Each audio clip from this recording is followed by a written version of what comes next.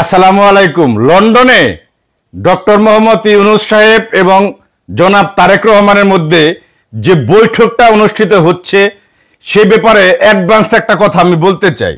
বিষয়টাকে কে কোনভাবে নেবেন আমার জানা নাই, তবে তারেক রহমান সাহেব যে সময় নির্বাচনের দাবি জানাবে ডক্টর মোহাম্মদ ইউনূস সাহেব সেই সময়টায় মেনে নেবে, এইটা আমি বলে রাখলাম।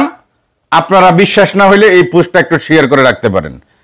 দেখবেন এই যে ডক্টর মোহাম্মদ ইউনূস সাহেব এপ্রিলে নির্বাচনের কথা বলছিল, এটা ঠিক থাকবে না ভাই, এই তারিখটা ঠিক থাকবে না। অবশ্যই তিনি নির্বাচনের তারিখ এগিয়ে নিয়ে আসবে এবং সেই নির্বাচনের তারিখ কমপক্ষে মানে রমজানের আগে, মানে রমজান শুরু হওয়ার আগেই নির্বাচনের তারিখ হবে এবং তারিখ উনি নির্বাচন দিতে বাধ্য হবে, এটা আমি বলছি না, নির্বাচন উনি দিবে। এটা তারেক রহমানের সাথে বৈঠকে এইটাই একমাত্র ইস্যু এবং একমাত্র কাজ, এবং তারেক রহমানের এই দাবি উনি মানতে বাধ্য হবে, এটা আমি বলছি না। কথা হলো আপনারা আমাকে অনেকে বলতে পারেন যে ভাই বিএনপির দালালি শুরু করলেন। দালালি না ভাই, এটা দালালি না, এটা রাজনীতিক খেলা। এটা রাজনীতিক খেলা, এটাই হবে। যদি বিশ্বাস না হয় আপনারা একটু অপেক্ষা করেন। তারেক রহমান সাহেব যে দাবি জানাইব আজকের বৈঠকে যে ওই সময়ের ভিতরে ডক্টর মোহাম্মদ ইউনূস সাহেব নির্বাচন দিয়ে দিবে, নির্বাচন দিয়ে দিক, নির্বাচন হইলেই ভালো। নির্বাচন যত দ্রুত হবে ততই ভালো। তবে অনেকের অনেক দাবি আছে, সংস্কার, জুলাই সনদ, বিভিন্ন দাবি আছে। এই দাবিগুলো পূরণ হোক, এই দাবিগুলো পূরণ হওয়ার বিপক্ষে আমি না।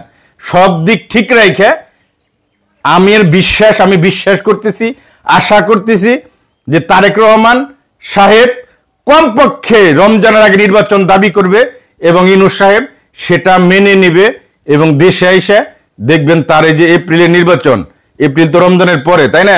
এটা ঠিক থাকবে না। তার আগেই, রমজানের আগে, কমপক্ষে রমজান শুরু হওয়ার এক সপ্তাহ আগে নির্বাচন শেষ হবে। জিয়া হাসান, এটা জিয়া হাসানের ব্যক্তিগত বিষয় বা ব্যক্তিগত মতামত। কথা হলো এই যে কথাটা আমি বললাম, আপনারা একটু ধৈর্য ধরেন, একটু ধৈর্য ধরলেই তো আপনারা দেখতে পারবেন যে অবস্থাটা কি হচ্ছে, তাই না?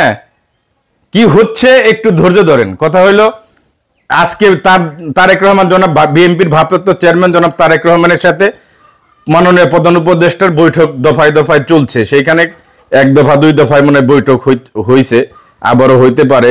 এটা নিয়ে ব্রিফিং হবে, বিভিন্ন বিষয়ে পর্যালোচনা হবে। সেইখানে লন্ডনে বাংলাদেশের সাংবাদিকরা আছে, বিভিন্ন বিদেশি সাংবাদিকরা আছে, তারা প্রশ্ন করব, তারা বিভিন্ন দিক খতিয়ে দেখব।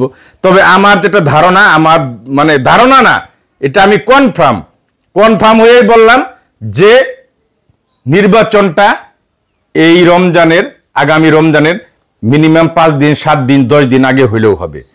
একদম রাইট কথা।